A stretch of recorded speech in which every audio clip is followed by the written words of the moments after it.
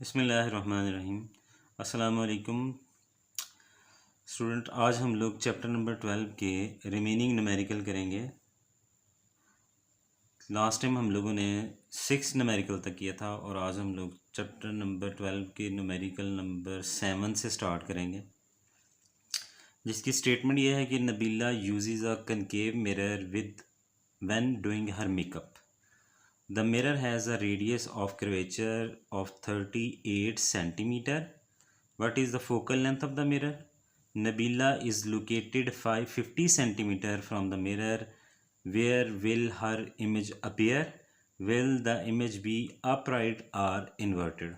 अब यहाँ पे आप लोगों को जो डाटा गिवन है उस डाटा में रेडियस गिवन है, रेडियस ऑफ कर्वेचर गिवन है उस कनकेव मिरर का, और उसके बाद फोकल लेंथ आप लोगों ने कैलकुलेट करनी है, और नबीला का जो मिरर से डिस्टेंस है यानी ऑब्जेक्ट डिस्टेंस वो 50 सेंटीमीटर है, और आप लोगों ने ये बताना है कि उसकी इमेज कहाँ पर बनेगी और वो इन्वर्टेड होगी कि अपराइट होगी।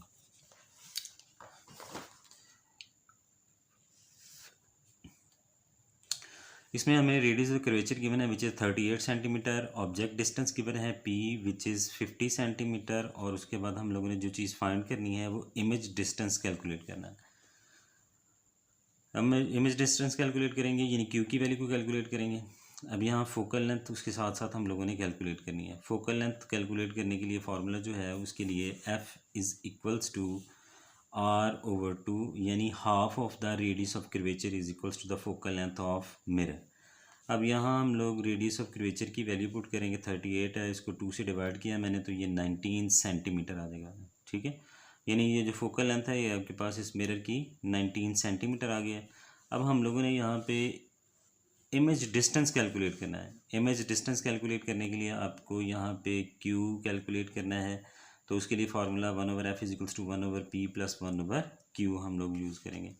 1/f यानी f की वैल्यू 19 है, p की वैल्यू 50 है और q हम लोगों ने यहाँ कैलकुलेट करना है। उसके लिए हम लोग क्या करेंगे कि ये जो p है इसकी वैल्यू को हम लोगों ने इक्वल के दूसरी तरफ शिफ्ट कर लिया। 1/q is equals to 1/19 minus 1/50, क्योंकि यहाँ पे आप लोग देखे हैं कि यहाँ पे ये था कि 1/50 इसको हमने इक्वल के इस तरफ पुट किया है तो ये पॉजिटिव था तो ये नेगेटिव वैल्यू आ जाएगी आपका। 1/q is equals to 1/19 minus 1/50। अब यहाँ इसका एलसीएम कैलकुलेट करेंगे, उसके लिए हम लोगों ने इन दोनों को मल्टीप्लाई कर लिया क्योंकि ये दोनों नॉन कॉमन है। मल्टीप्लाई होंगे 19 मल्टीप्लाई बाई 50 और ये दोनों क्रॉस मल्टीप्लाई हो जाएंगे, ये इस तरह मल्टीप्लाई हो जाएगा और ये इस तरह multiply. 50 minus 19, 50 minus 19 is equals to 31 divided by 950 है।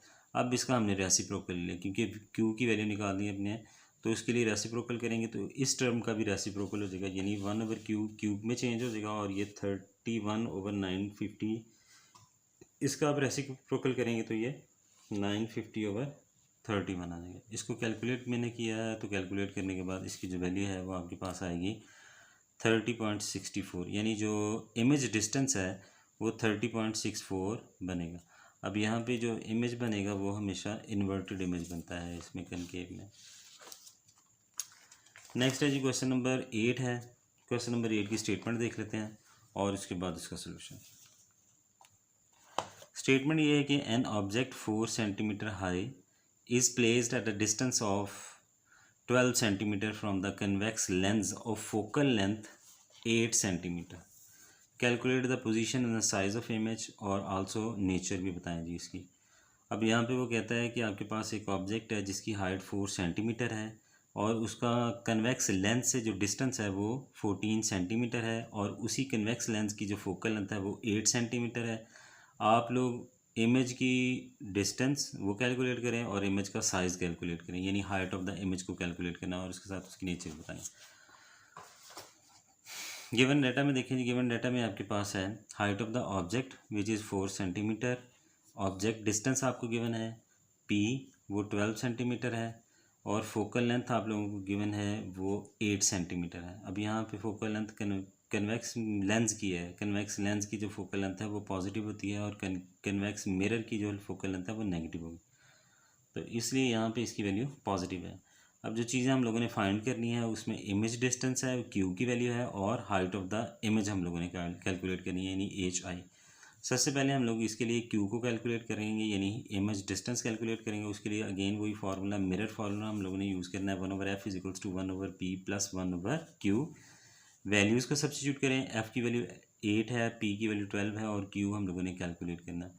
अब ये वैल्यू इधर प्लस है तो इस तरफ जाके इक्वल के दूसरी तरफ जाके नेगेटिव हो जाएगी, तो 1/8 minus 1/12 is equals to 1/q आपके पास आ जाएगा। नेक्स्ट है जी, हम लोगों ने इसका एलसीएम लेना है। एलसीएम के लिए हम लोगों ने डिनोमिनेटर को कॉमन किया है, यानी यहाँ 24 इसका एलसीएम बनेगा। 24 बनाने के लिए हम लोगों ने इस तरफ इसको 3 से मल्टीप्लाई किया है और इसको 2 से मल्टीप्लाई करेंगे। 3 1 ज़ा 3 और 8 3 ज़ा 24 माइनस 2 1 ज़ा 2 और 12 2 ज़ा 24 आ जाएगा, इज इक्वल्स टू 1/q। अब यहाँ 24 एलसीएम आ जाएगा, 3 माइनस 2 आएगा आपके पास, 1/q, 3 minus 2 is equals to 1, और ये आपके पास 24।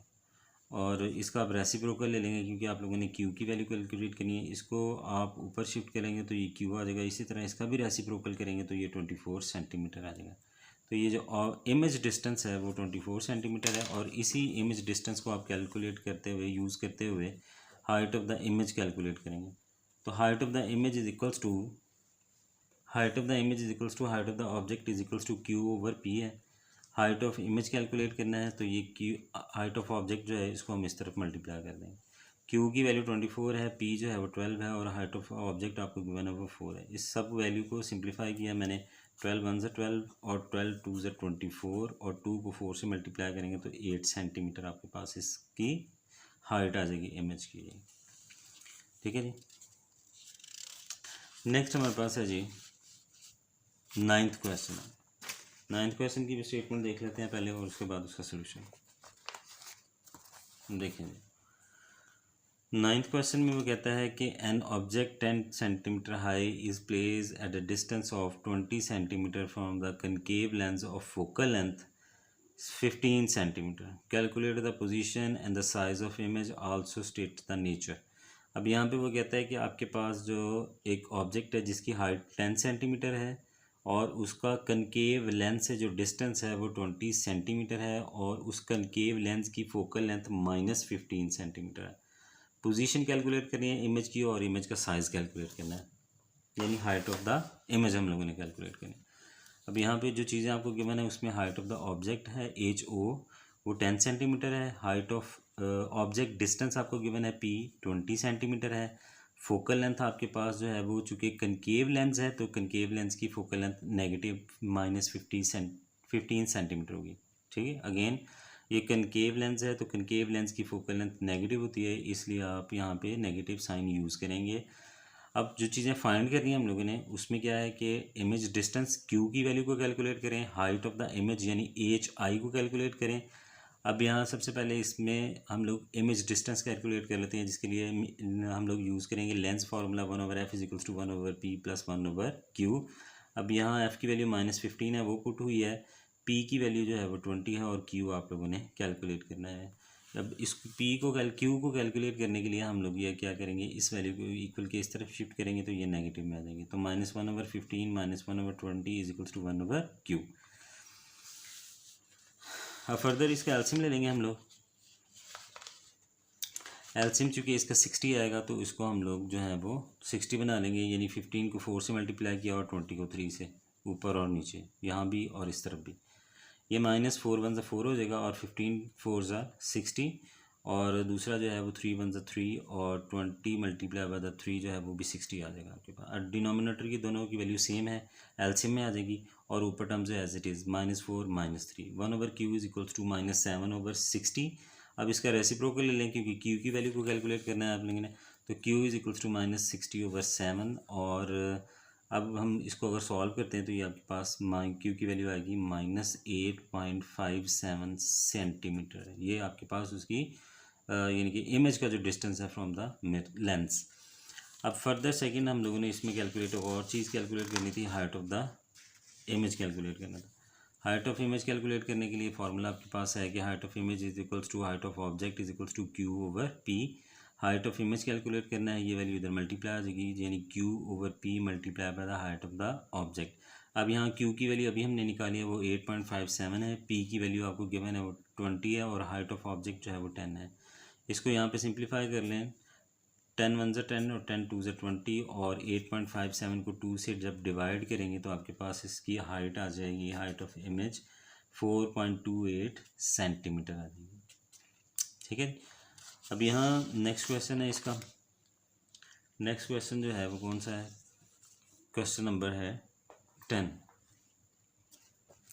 क्वेश्चन नंबर 10 की पहले स्टेटमेंट देख लें। स्टेटमेंट ये है कि a convex lens of focal length 6 centimetre is to be use to form a virtual image 3 times the size of the object, where must the lens be placed. यानी कि आपके पास फोकल लेंथ है convex lens की given वो 6 centimetre है और वो कहता है कि उस लेंस से जो इमेज बनता है वो विर्चुअल बनता है और ऑब्जेक्ट से वो 3 टाइम्स लार्जर है। विर्चुअल इमेज है और 3 टाइम्स लार्जर। विर्चुअल मीन कि उसके साथ जो नेगेटिव साइन आएगा वो नेगेटिव साइन होगा और वो 3 से मल्टीप्लाई होगा क्योंकि वो 3 टाइम्स लार्जर है। और उसमें हम लोगों ने क्या करना है, where must be the lens be place, यानी ऑब्जेक्ट का डिस्टेंस लेंस से क्या होगा वो आप लोगों ने कैलकुलेट करना है।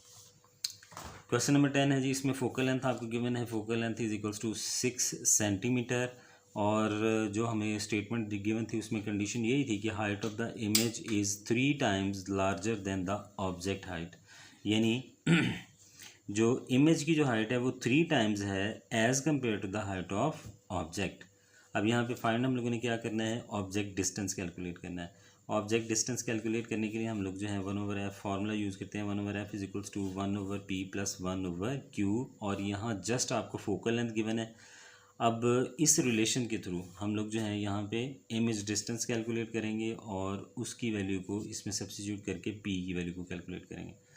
अब यहाँ आपके पास जो कंडीशन थी वो कंडीशन हम लोग यूज़ करने के लिए ये फार्मूला यूज़ करेंगे, height of the image divided by height of object is equals to q/p। अब यहाँ पे जो हाइट ऑफ द इमेज है इट इज़ 3 टाइम्स और हाइट ऑफ ऑब्जेक्ट है इट इज़ 1 और q/p आपके पास एज इट इज़ आ जाएगा। अब यहाँ से आपने q की वैल्यू को कैलकुलेट करना है तो ये p जो है वो इस तरह मल्टीप्लाई होगा तो ये वैल्यू आपके पास बन जाएगी कुछ इस तरह से कि जो q है it is equals to the 3p। अब यहाँ पे q जो इमेज है वो आपके पास 3p है, लेकिन यहाँ उसने एक और कंडीशन दी है कि जो इमेज बन रहा है वो वर्चुअल इमेज है, इसलिए यहाँ पे इसके साथ नेगेटिव साइन है। So q is equals to -3p। अब यहाँ q की वैल्यू को इसमें पुट करेंगे हम लोग इस रिलेशन में, 1/f is equals to 1/p plus 1/q और f की वैल्यू 6 है और p की वैल्यू हम लोगों ने कैलकुलेट करनी है और q जो है यहाँ पे आपके पास -3p है, ये प्लस माइनस माइनस हो जाएगा इस जगह पे, तो 1/6 is equals to 1/p minus 1/3p और यहाँ एलसीएम ले लेंगे। एलसीएम लेने के लिए हमें डिनोमिनेटर को सेम करना है, यहाँ 3p है तो यहाँ पे इसको p को 3 से हमें मल्टीप्लाई भी करना पड़ेगा तो डिवाइड भी करेंगे, 3 से मल्टीप्लाई भी किया और यहाँ से डिवाइड भी किया, 3 1 3 और 3p minus 1/3p।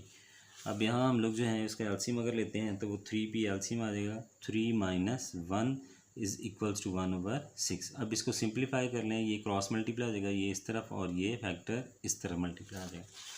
Cross multiply इसको अगर हम करते हैं तो ये वैल्यू आपके पास कैसे बनेगी, इसको हम लोगों ने दोबारा से इसको थोड़ा सा स्टार्ट से कर लिया, 1/6 is equals to 3 minus 1/3p और 1/6 is equals to 2/3p। Cross multiply करेंगे, ये फैक्टर इधर और ये इधर मल्टीप्लाई होगा, यानी 3p is equals to 6 multiply by 2, तो 3p इज इक्वल्स टू 12।